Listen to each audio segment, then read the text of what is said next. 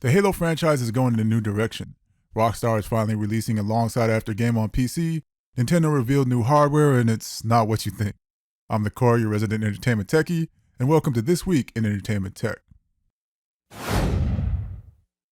In emulation this week, more progress is being made with Bloodborne on Shad PS4 version 0.3.1. Touchpad functionality is now working, and more bosses are now fightable. Hatsune Miku Project Diva Future is now fully playable on the PS4 emulator as well. As of writing, Shad PS4 version 0.30 and a pre-release version of Shad PS4 is currently available. After the dissonance behind the decision to change the GPL license of the DuckStation emulator, it would seem that development is continuing as there has been several updates this week. The first update was a rewrite to the cheat management system. Next up was an update to texture replacement, a feature that allows for HD texture packs or texture fixes. Stenzik has an in-depth write-up on the difficulties with doing texture replacement on the PS1. Lastly, the Android version of DuckStation has gotten a new update, which seems to allude to plans for incoming updates. The last major update for the Android version was at the beginning of the year, so it is good to see some form of life after such a long period of stagnation. Recently, a YouTube user released a video showcasing Dragon Ball Z Sparking Blast, fully playable albeit with very low graphic settings on Winlator. Winlator is an Android emulator that is currently able to run several Windows PC games. Someone has compiled a list of games that include frame rates, hardware devices used, and drivers used for these working titles.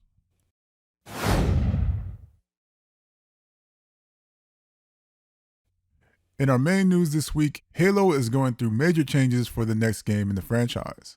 The studio that's continued the Halo franchise since the original developer Bungie departed, known as 343 Industries, has officially been rebranded as Halo Studios. In addition to the name change, a decision has been made to move development of the next Halo game to the popular Unreal Engine 5.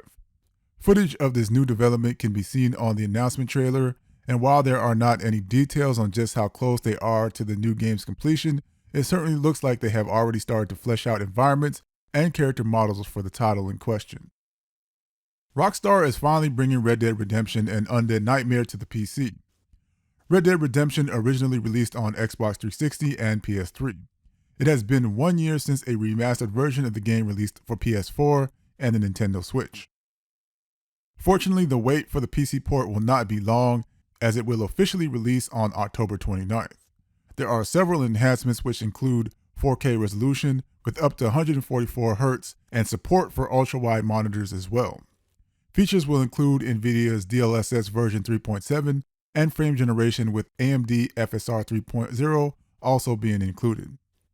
Red Dead Redemption will be available on the Rockstar Store, Steam, and the Epic Store, and pre-orders are now live.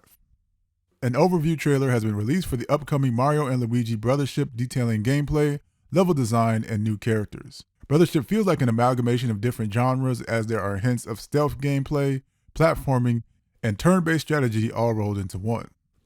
Pre-orders are now available, and the game will arrive on November 7th for the Nintendo Switch.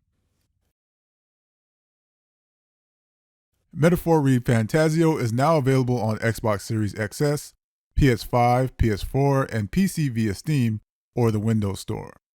It would seem the creators of the popular Persona franchise have created a new masterpiece, with the game currently sitting at an average of 92 across 3 of the 5 available platforms on Metacritic.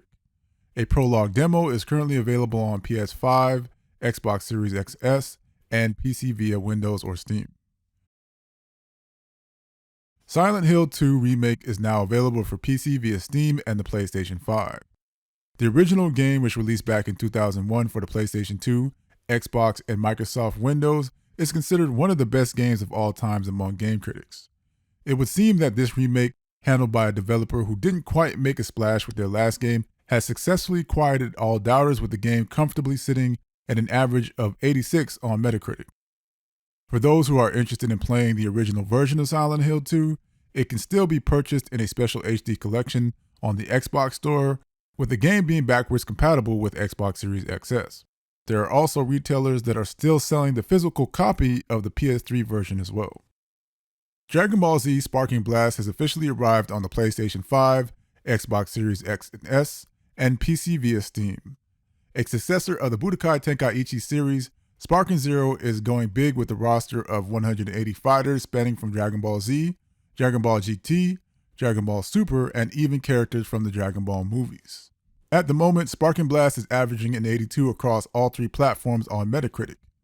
With so many still mourning the loss of Dragon Ball's creator Akira Toriyama, it's always great to see his legend still lives on through both games and other media.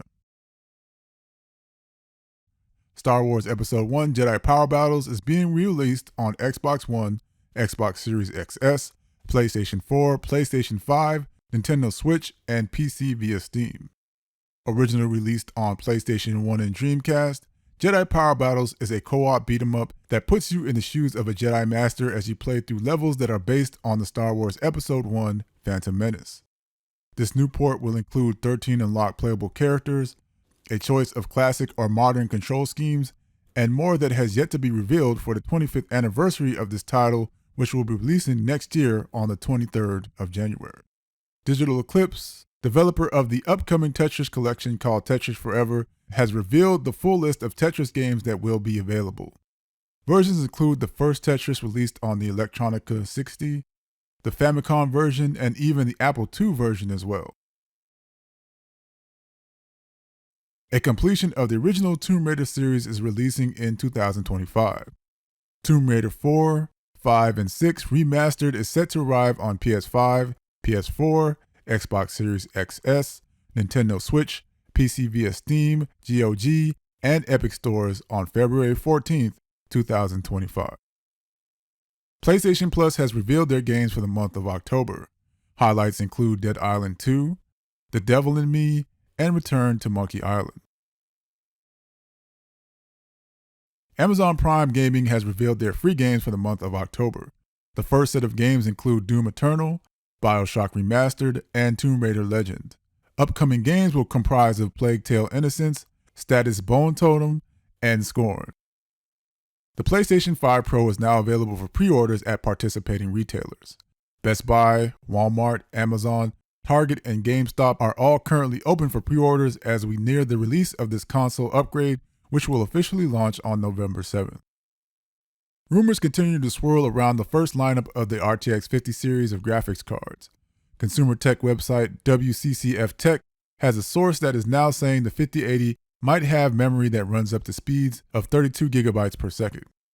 This number has changed from the original 28 gigabytes per second that was first rumored when possible specs for the card was released. In turn, this change would increase the memory bandwidth to 1024 gigabytes, and if this is in fact true, that would mean this upcoming card will be faster than the current RTX 4090. In addition to rumors about the 5080 specs, some initial spec rumors have been revealed for the 5070. At the moment, the 5070 is speculated to have 12 gigabytes of GDDR7 with a 92-bit memory bus and a power draw of 250 watts.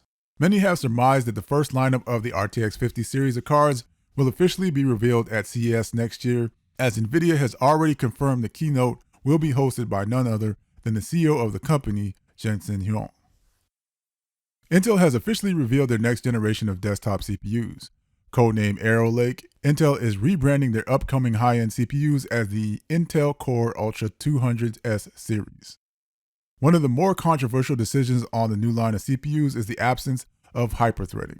The biggest focus of the Arrow Lake CPUs is power efficiency, with Intel stating they have half the power consumption compared to the previous Raptor Lake CPUs.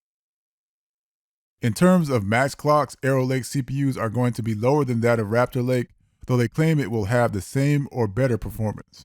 CPUs coupled with the integrated GPU will still be identified by the K at the end of each CPU name, and will feature the Intel Xe architecture similar to Intel's Arc line of graphics cards.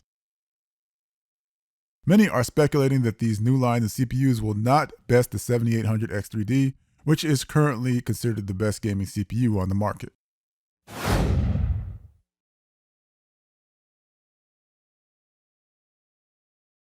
The Silent Hill 2 remake has only been out for a few days, but that hasn't stopped modders from already providing fixes, customizations, and enhancements to enjoy.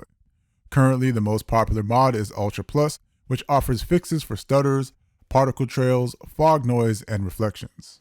Thomas the Tank Engine is also looking to continue his terror by replacing the terrifying boss of Silent Hill 2 like he did in Resident Evil 2. A mod for the original Quake on PC, Quake Realm of Dissonance is a 7-level episode that uses the original textures from the game. If you ever wondered what it would be like to experience Doom 3 in the Doom 2 engine, then this mod is definitely for you. This mod has been 11 years in the making and features 36 new music tracks with over 20 hours of gameplay and a co-op mode as well. Nintendo has released new hardware, and no, it's unfortunately not a new console.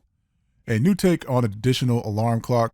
Alarmo is an interactive alarm clock that responds to body movement with sounds from popular Nintendo games. Future sounds will be available in the form of future updates, and those new sounds will be free as well.